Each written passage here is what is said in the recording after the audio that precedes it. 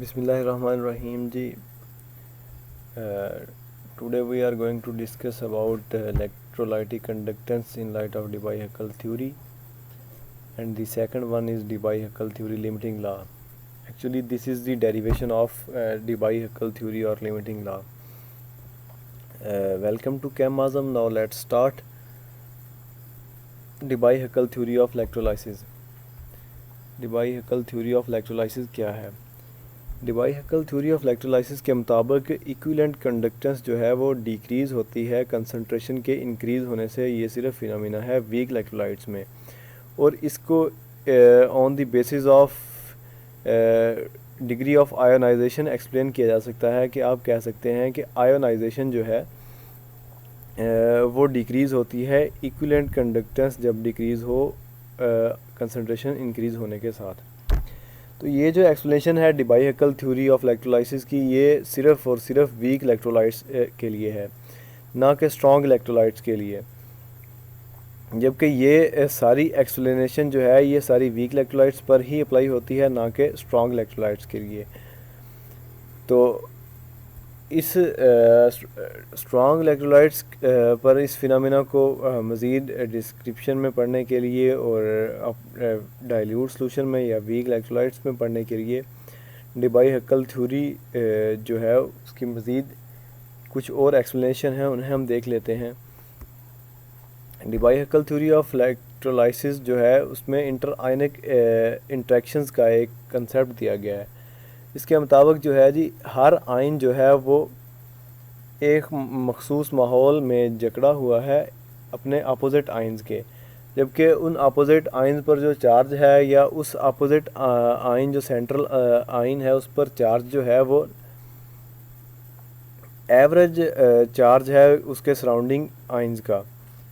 तो जब इस सराउंडिंग आयन जो कि सेंट्रल आयन है इस पर एक्सटर्नल फोर्स नहीं अप्लाई की गई तो ये बिल्कुल एक सिमेट्री सा एक इफ़ेक्ट होगा। जैसा कि आप देख रहे हैं एक सॉल्यूशन है हमारे पास, लेट्स सपोज सोडियम क्लोराइड का ही है, इसमें सेंट्रल आयन सोडियम का है, इसके इर्द गिर्द लेट्स सपोज क्लोराइड के ये आयन्स हैं, negative ions partial negative charge है इन पर। ये सोडियम का आयन पार्शियल नेगेटिव के दरमियान जकड़ा हुआ है और ये बिल्कुल एक आयनिक एटमॉस्फेयर बना हुआ है। तो आप देखें जब कोई एक्सटर्नल फोर्स अप्लाई नहीं की गई थी तो ये सिमेट्री था, लेकिन जब एक्सटर्नल फोर्स इस पर अप्लाई की गई तो दो इलेक्ट्रोड्स थे किसी भी बीकर में ये सॉल्यूशन था या इलेक्ट्रोलाइट्स, ये दो इलेक्ट्रोड्स ने जो कंडक्टेंस प्रोड्यूस की the ions are set in motion. Ions जो होंगे अपने रिस्पेक्टिव इलेक्ट्रोड्स की तरफ मूव करना शुरू कर देंगे और ये दो किस्म के इफ़ेक्ट्स जो होंगे उनकी वजह से आयन की मोशन जो होगी वो अफेक्ट होगी। आयन की मोशन या आयन की स्पीड, आयन जो है अपने रिस्पेक्टिव इलेक्ट्रोड्स की तरफ, लेट्स सपोज सोडियम आयन है, सेंट्रल आयन है, ये नेगेटिव इलेक्ट्रोड की तरफ मूव कर रहा होगा लेकिन इसकी स्पीड इफ़ेक्ट हो रही होगी, ये फ्रिक्शन दो तीन तरह की से फेस करनी पड़ रही होगी। तो वो हम देख लेते हैं। दरअसल यही जो मेन काजेज़ हैं इसकी मोशन की वो एक्सप्लेन की हैं डिबाई-हक्कल थ्योरी में।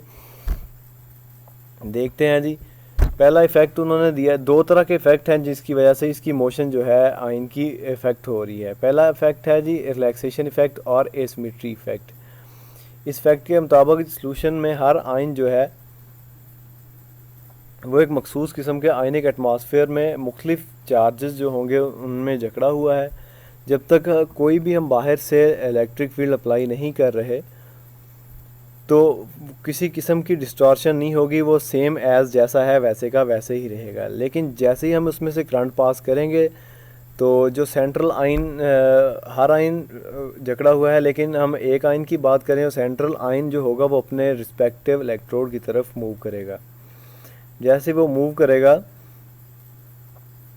तो एक तरह का जो आयनिक एटमॉस्फेयर उसने पहले से बनाया हुआ था वो डिस्टॉर्ट होना शुरू हो जाएगा, वो ख़त्म होना शुरू हो जाएगा अपोजिट चार्जेस का जो उसने अपने इर्द गिर्द बनाया। जैसे ही वो ख़त्म होगा तो वो मूव भी कर रहा होगा, उसके साथ साथ एक नया एटमॉस्फेयर बनाने की कोशिश कर रहा होगा।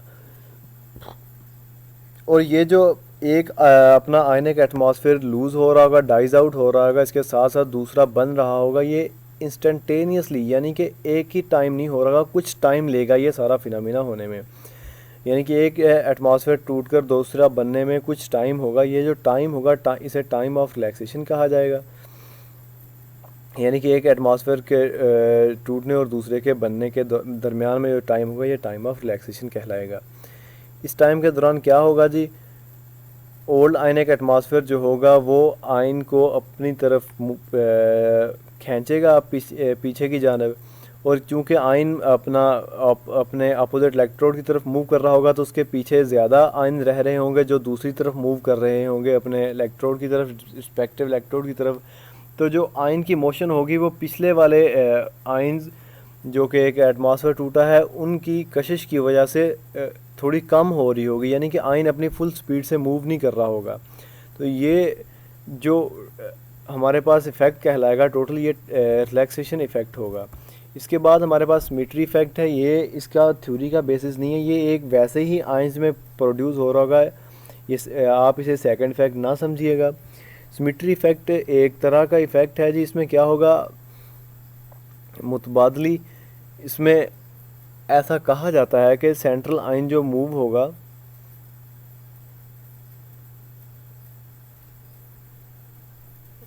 सिमेट्री जो होगी वो एक टाइम में लॉस्ट हो जाएगी। यानी कि ये देखें आप, सेंट्रल आयन जो मूव कर रहा है इस तरफ, तो पहले तो ये सिमेट्री थी बिल्कुल, ये सिमेट्री लॉस्ट होना शुरू हो गई। ये इस तरफ आ रहा है और बाकी आयन्स दूसरी तरफ हैं, वो अपने रिस्पेक्टिव इलेक्ट्रोड की तरफ जा रहे हैं। सेंट्रल आयन इस तरफ आ रहा है तो सिमेट्री समझें डिस्टॉर्ट होना शुरू हो गई। जो आयन उसके पीछे की तरफ हैं वो ज़्यादा हैं, ये देख लें आप, और जो उसके फ्रंट पे हैं वो कम है। The excess of ions of the ionic atmosphere present behind, ये जो इसके पीछे बच गए हैं ये ज़्यादा हैं, ये इसको अपनी तरफ खींच रहे हैं और इसकी मोशन को कम कर रहे हैं। ये जो इफ़ेक्ट प्रोड्यूस हो रहा होगा ए सिमेट्री की वजह से, यानी कि ये तो सिमेट्री होगी ना, सिमेट्री में आयन जो है सेंटर में खड़ा है, इसे किसी किस्म की कोई किसी तरफ से कम ज़्यादा फोर्स नहीं लग रही। लेकिन यहाँ इसे बैकवर्ड में ज़्यादा आयन है और फ्रंट पर कम है, जिसकी वजह से इस पर ज़्यादा बैकवर्ड से फोर्स लग रही है और ये एक तरह का एसिमेट्री की वजह से एक इफ़ेक्ट प्रोड्यूस हो रहा है, जिसे हम सिमेट्री इफ़ेक्ट कहेंगे।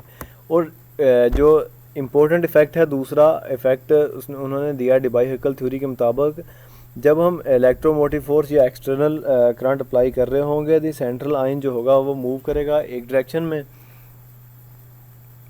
तो जो उसके रिस्पेक्टिव आयन्स होंगे वो दूसरी डायरेक्शन में मूव कर रहे होंगे। एक तरह की स्ट्रीम होगी जो अपनी तरफ वो अपने साथ आयन्स की लेके जा रहा होगा, और एक दूसरी तरह की स्ट्रीम होगी अपोजिट आयन्स की जो कि दूसरे इलेक्ट्रोड की तरफ जा रही होगी। ये आप देख सकते हैं, ये पॉजिटिव आयन है, ये इस तरफ मूव कर रहा है, और ये नेगेटिव आयन उस तरफ मूव कर रहे हैं। ये पूरी एक आयनिक स्ट्रीम है जो एक इस तरफ जा रही है और एक इस तरफ जा रही है।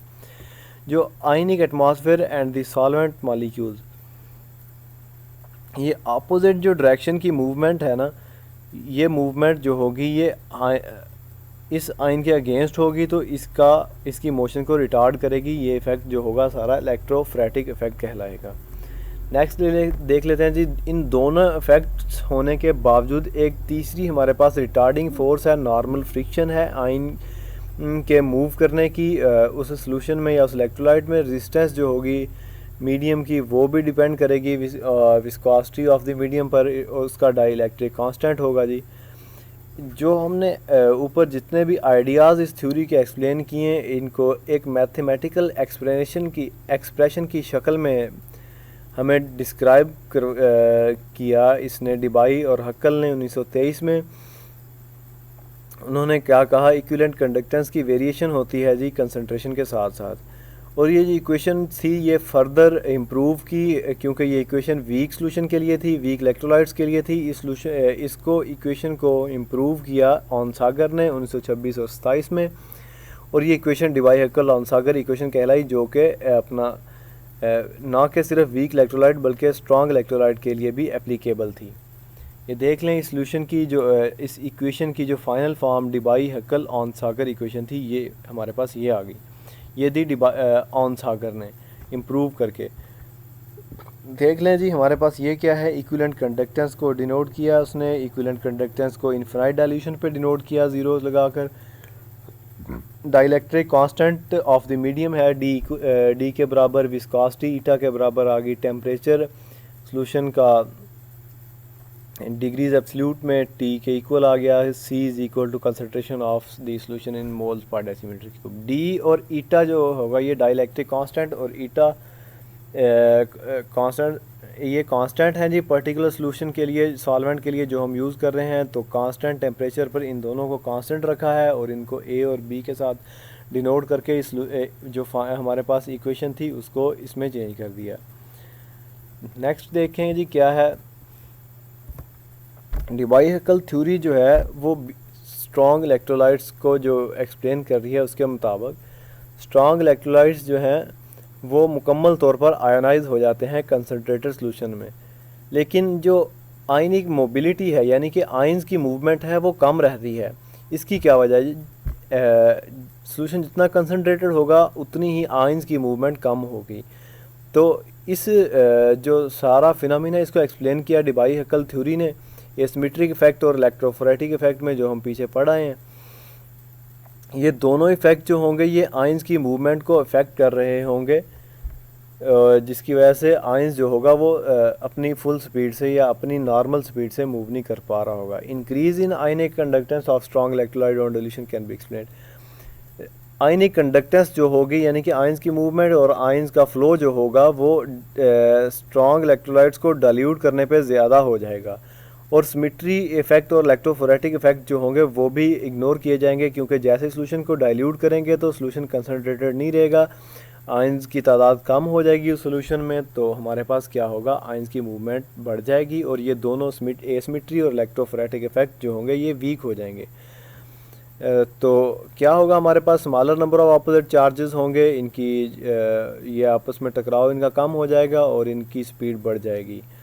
ये सारा फिनोमेना सिर्फ वेरी डाइल्यूट सॉल्यूशन में होगा। इलेक्ट्रोफोरेटिक इफेक्ट भी विद द सेम रीज़न जो होगा वो कम हो जाएगा और ये हमारे पास हायर कंडक्टेंस हो जाएगी ऑन डाइल्यूशन।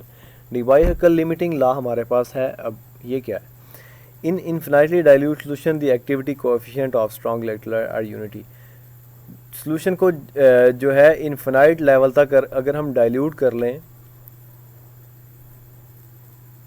एक्टिविटी कोएफिशिएंट जो होगी स्ट्रॉन्ग इलेक्ट्रोलाइट्स की यूनिटी हो जाएगी। लेकिन अगर हम कंसनट्रेटेड ही रहने दें सॉल्यूशन को तो ये यूनिटी नहीं रहेगी, एक्टिविटी कोएफिशिएंट की जो वैल्यू होगी वो यूनिटी से डेविएट करेगी।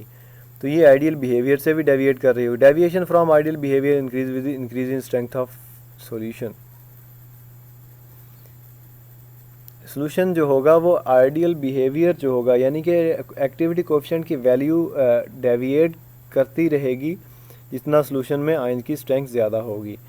डिबाई-हैकल ने थ्योरी दी इस डेविएशन की कि एक्टिविटी कोएफिशिएंट की वैल्यू यूनिटी से क्यों डेविएट कर रही है। ये जो फाइनल थ्योरी थी हमारे पास, ये Debye Huckel theory of dilute ionic solution और डिबाई-हैकल थ्योरी ऑफ कोएफिशिएंट कहलाई। इस थ्योरी के मुताबिक इंटर आयनिक फोर्सेस जो होंगी वो एग्जिस्ट कर रही होंगी स्ट्रॉन्ग इलेक्ट्रोलाइट्स के दरमियान। पहला पॉइंट। दूसरा पॉइंट जी, आयनिक एटमॉस्फेयर सराउंडिंग, आयन का जो सराउंडिंग एटमॉस्फेयर होगा वो उसकी मोशन को इफेक्ट कर रहा होगा। तीसरा इफेक्ट जी, आयनिक एटमॉस्फेयर के पर नेट चार्ज होगा, आइदर पॉजिटिव हो नेगेटिव हो, तो उस चार्ज की वजह से कुछ अट्रैक्शन हो सकती है, रिपल्शन हो सकती है। Only at infinitely dilute solution. Last point दिया जी उन्होंने कहा जी अगर हम सॉल्यूशन को इन्फिनाइट लेवल तक डाइल्यूट कर लें तो हमारे पास ये सारे जो इफ़ेक्ट हैं जो आयन की मोशन को इफ़ेक्ट कर रहे हैं, ये सारे इफ़ेक्ट अपना वीक हो सकते हैं, नेग्लिजिबल हो सकते हैं। डिबाई-हैकल ने हमें फाइनल एक मैथमेटिकल इक्वेशन की डेरिवेशन दी जो डिबाई-हैकल लिमिटिंग लॉ की एक्चुअली अपना डेरिवेशन कहलाई। इस डेरिवेशन के मुताबिक आप देख लें जी, उन्होंने जो हमने पीछे एक डिबाई-हैकल लिमिटिंग लॉ की इक्वेशन है वो ये है, इसका उन्होंने लिया लॉग, एक तरफ लॉग लिया, ये हमारे पास इक्वेशन ए कहलाई।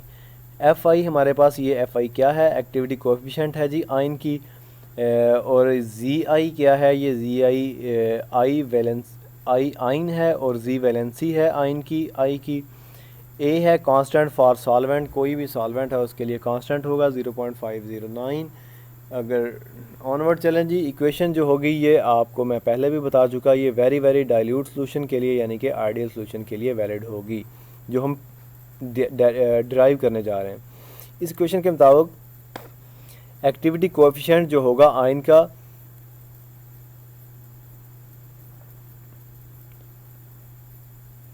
एक्टिविटी कोएफिशिएंट की वैल्यू कम होगी आयनिक स्ट्रेंथ, सोल्यूशन की आयनिक स्ट्रेंथ इंक्रीज़ करने से, और सोल्यूशन में आयन की वैलेंसी इंक्रीज़ होने से भी एक्टिविटी कोएफिशिएंट की वैल्यू कम हो जाएगी। नेक्स्ट चलते हैं जी, दूसरी फॉर्म है डिबाई-हक्केल लिमिटिंग लॉ इक्वेशन की। ये उन्होंने दी कि स्ट्रॉन्ग इलेक्ट्रोलाइट हैं जी AXBY that forms ion in aqueous instantly. आप देख लें एक्स और वाई नंबर ऑफ कैटाइंस और एनाइंस हैं, जी पहले भी डिस्कस कर चुके हैं। वैलेंसी है जी पॉजिटिव आयन की, जी नेगेटिव आयन की, और हम जानते हैं कि मीन मोलर एक्टिविटी कोएफिशिएंट जो होगा वो gamma positive minus of electrolyte AXBY is given as.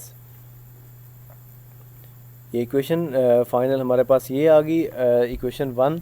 इसका हम दोनों तरफ अगर लॉग लें तो ये F पॉजिटिव माइनस आ गया, दूसरी तरफ लॉग लिया तो इसको हम ये जो बटे में वैल्यू आ रही है इसको हम लॉग की वजह से शुरू में कर लेंगे। आप देखें ऑनवर्ड लॉग को सॉल्व किया, लॉग में ये पावर थी, पावर को शुरू में ले आए, इसके बाद लॉग F जमा माइनस, इसको मज़ीद सॉल्व किया, अंदर लॉग लिया इसका इक्वेशन का, तो हमारे पास फाइनल ये इक्वेशन नंबर 2 आ गई। हमारे पास इलेक्ट्रिकल न्यूट्रलिटी ऑफ सॉल्यूशन की जो कंडीशन थी वो हमारे पास ये थी कि जो नेगेटिव आयंस की वैलेंसी और पॉजिटिव आयंस की वैलेंसी बराबर होनी चाहिए।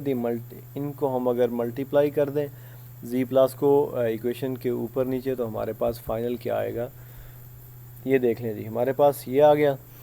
अब हम जैसा कि हम जानते हैं एक्स जी प्लस और वाई जी माइनस जो ये एक दूसरे के इक्वल हैं, तो हम एक्स जी प्लस की जगह जहाँ जहाँ एक्स जी प्लस है वहाँ वाई जी माइनस पुट करते जाएंगे और हमारे पास जो इक्वेशन बनेगी वो ये आ जाएगी। इसके बाद हम यहाँ से वाई दोनों तरफ से ऊपर नीचे से बल्कि कॉमन ले लेंगे।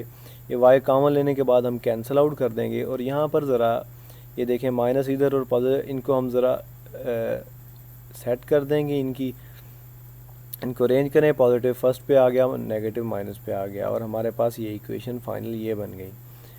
ये इक्वेशन नंबर ए से आया। इक्वेशन नंबर ए हमारे पास ये थी जो हमने शुरू में स्टार्ट में ली थी। अब हमारे पास है जी क्या, देखें ये फाइनल अगर हम इस इक्वेशन ए को अलहदा से करें पॉजिटिव आयन के लिए और नेगेटिव के लिए, तो हमारे पास ये आ गई। पॉजिटिव के लिए पॉजिटिव म्यू आ गया, नेगेटिव के लिए नेगेटिव म्यू आ गया। इस इक्वेशन नंबर 5 को जो हमने इक्वेशन नंबर 4 ड्राइव की है ये वाली, इसमें पुट कर दें। इसमें पुट करने से हमारे पास क्या आएगा, हम जी स्केयर प्लस को जी प्लस प्लस और जी स्केयर माइनस को जी माइनस माइनस भी लिख सकते हैं। आप देख लें जहाँ जहाँ ये वैल्यू है पहले ये पुट करें, फिर इक्वेशन नंबर 5 जो बनेगी फाइनल हमारे पास उसे इक्वेशन नंबर 4 में पुट करने के बाद हमारे पास जो आएगी वो ये। इसमें हमने क्या करना है, जी माइनस और जी प्लस और ये म्यू अंडर रूट म्यू इसको कॉमन ले लेना है। इसको दोनों तरफ कॉमन लेने से हमारे पास जो फाइनल इक्वेशन आएगी वो ये, जो कॉमन वैल्यूज़ होंगी वो कैंसिल आउट हो जाएंगी, और ऑनवर्ड हमारे पास फाइनल इक्वेशन नंबर 6 जो थी ये वाली, ये हमारे पास कहलाई डिबाई-हक्केल लिमिटिंग लॉ की इक्वेशन, ये हमने ड्राइव कर लिया। फाइनल इक्वेशन नंबर 6 जो हमारे पास थी वो डिबाई-हक्केल लिमिटिंग लॉ की इक्वेशन थी और मीन एक्टिविटी कोएफिशिएंट के लिए, और ये सिर्फ और सिर्फ डाइल्यूट सॉल्यूशन के लिए। फॉर कंसनट्रेटेड सॉल्यूशन हक्केल और ब्रॉन्स्टेड ने मॉडिफाई की, और पीछे ऑनसागर ने भी कुछ थोड़ा बहुत इसमें चेंजिंग की, लेकिन जो हक्केल और ब्रॉन्स्टेड ने इसे मॉडिफाई किया तो हमारे पास क्या आया, उन्होंने मॉडिफाई करके अपना ये कंसनट्रेटेड सॉल्यूशन के लिए ये वैल्यू सी और ये म्यू ऐड कर दी। Now this equation is valid for concentrated solution and is called Debye Huckel Bronsted equation. ये था हमारे पास डिबाई-हक्केल लॉ की डेरिवेशन, डिबाई-हक्केल लिमिटिंग लॉ और इसकी मुकम्मल डिस्क्रिप्शन। अगर आपको वीडियो अच्छी लगे या कुछ समझ आ गया हो तो आप चैनल को ज़रूर सब्सक्राइब कीजिए, वीडियो को लाइक कीजिए, अपनी सजेशन दीजिए कमेंट में। थैंक यू फॉर वाचिंग जी, अल्लाह हाफिज़।